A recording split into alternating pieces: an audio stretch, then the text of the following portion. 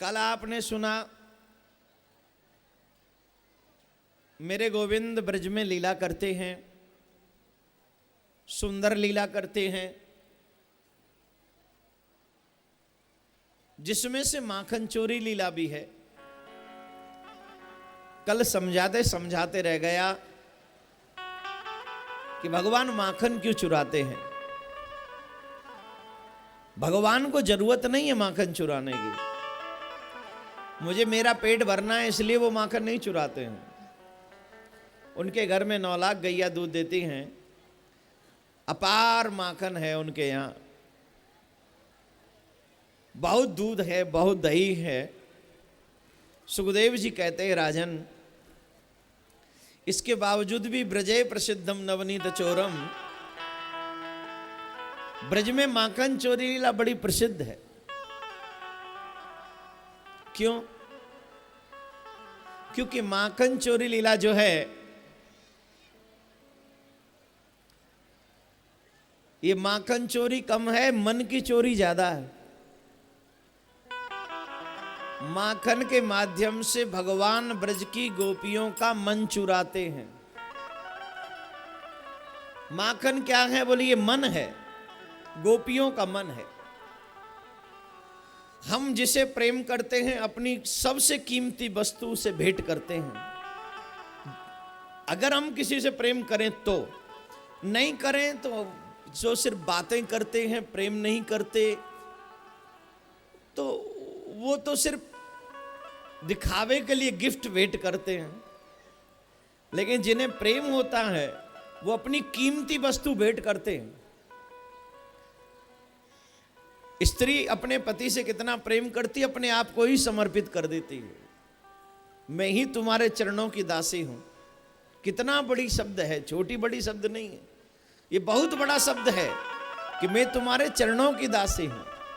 आसान नहीं है। अपनी मैं को मारकर किसी का दास बन जाना ये छोटी बात नहीं है, बहुत बड़ी बात है।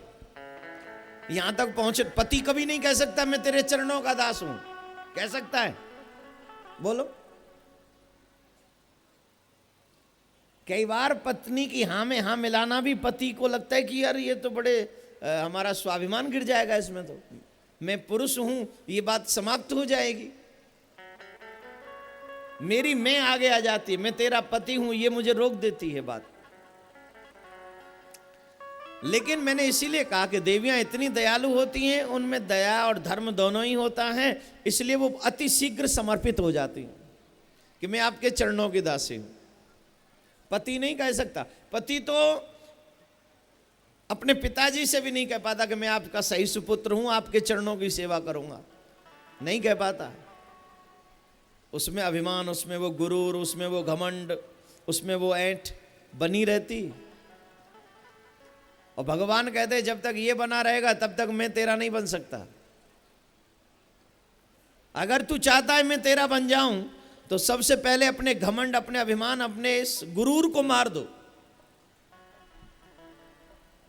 जब तुम इस गुरूर को मार दोगे तो मैं तुम्हारा बन जाऊंगा। पुरुष के अंदर ये बहुत थोड़ा नहीं, बहुत बड़ा कमी है ये। और देवियों में ये कमी नहीं है। देवियां सहजता में, विनम्रता के साथ किसी को भी स्वीकार कर लेती हैं। जिसे कभी देखा नहीं उसके साथ वो जिंदगी बिताने को तैयार हो जाती हैं, क्योंकि माँ बाप ने कह दिया। ये देवियों का समर्पण है। तो जो हम जिसे प्रेम करें उसे हम अपनी कीमती वस्तु समर्पित करते हैं। ब्रज में जो माखन मिश्री है ये अपने आप में बहुत महत्वपूर्ण है। ब्रज की गोपियां कहती हैं, हे माधव, ये माखन नहीं है, ये हमारा मन है। और इस माखन के माध्यम से अपना मन हम आपके चरणों में समर्पित कर रही हैं, अपना मन सौंप रही हैं।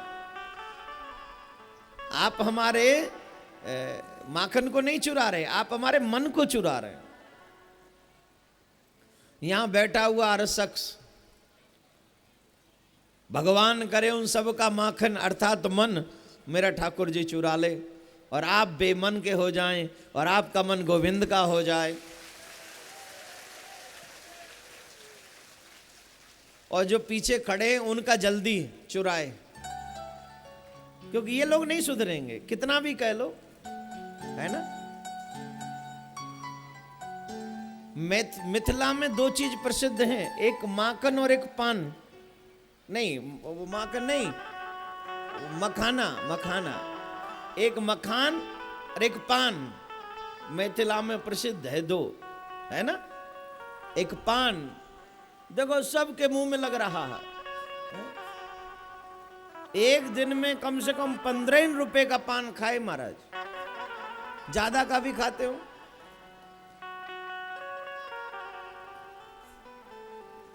जैसे आपके यहां पान और मखान प्रसिद्ध है, वैसे ही हमारे यहां माखन और मिश्री प्रसिद्ध है। माखन मिश्री भगवान को खिलाते, मतलब है अपना मन भगवान के चरणों में अर्पण करती हैं ब्रज की गोपियां। लोग गोपियों को समझ नहीं पाते और समझ भी नहीं सकते। ये जो गोपियां हैं इनका राम जन्म से बहुत बड़ा संबंध है। जब भगवान राघवेंद्र सरकार पधारे तो राम जी ने क्या किया जानते हो? सकल मुनिन के आश्रमई जाए जाए सुख दीन। उनके आश्रमों में गए, चंद समय बैठे और चले आए, फिर गए फिर चले आए। जिसके यहां जाते हैं वहां 2-4 दिन लगाते नहीं है, थोड़ी देर गए और आ गए, गए और आ गए, गए और आ गए, गए और आ गए। अब वो ऋषि मुनि कहने लगे महाराज हमने आपके लिए हजारों वर्ष तपस्या किया, हजारों वर्ष इंतजार किया, कल्पना एक थी, इच्छा एक थी कि जब आप हमारे यहाँ आएंगे ना तो हम आपसे बातें करेंगे, आपसे हास्य विनोद करेंगे, आपके साथ आपको भोग लगाएंगे, आप कुछ कहेंगे हम कुछ सुनाएंगे, हम कुछ सुनेंगे आप कुछ सुनाएंगे, कुछ ना कुछ ऐसा समय निकालेंगे। आपको हम नृत्य करके रिझाएंगे, कोई कहता हम आपको गा के रिझाएंगे, कोई कहता हम आपको भोग लगा लगा के रिझाएंगे। लेकिन आप तो आए और अभी चल दिए, अभी आए अभी चल दिए हो, अभी जी भर के देखा नहीं है। ये आंखें रह गई प्यासी, मेरा दिल भी भरा तो नहीं है, अभी आए। दो तरीके के लोग होते हैं साहब, एक वो जो आ जाएं तो उन्हें छोड़ने का मन नहीं करता, एक वो आ जाएं तो उन्हें देखने का मन नहीं करता। अब हमें नहीं पता कि पोद्दार जी को हम कैसे लग रहे हैं। दो तरह के लोग होते हैं, एक वैसा जो हमारे घर में आ जाए, जो मन वाफिक होते हैं ना लोग, रिश्तेदार जो मन वाफिक होते हैं, कोई भी फ्रेंड भी इवन, तो उससे लगता है लॉन्ग टाइम हम लोग टॉक करते रहे, बातें करते रहे, चर्चा होती रहे और वो वक्त ना आए जो ये हमें छोड़ के जाए। और एक वो भी होते हैं कि आ गए हैं, मजबूरी है, बात करना है। अब मजबूरी है तो बात करना है, लेकिन भगवान को मना रही है, जाएंगे कब? भगवान से प्रार्थना कर रही है, जाएंगे कब? अब अर्जुन जी की तो अर्जुन जी जाने, या आपकी आप जाने, लेकिन हमको पता है कि हम जाएंगे 1 तारीख को। 1 तारीख तक तो आपको हमको झेलना ही पड़ेगा। जय राधे राधे, राधे राधे। जोर से बोलो और बैठ जाओ शांति से। भगवान की कथा में जोर से बोलने वाले को, जो अपनी बातें जोर से बोलता है, उसे पाप लगता है। क्या लगता है?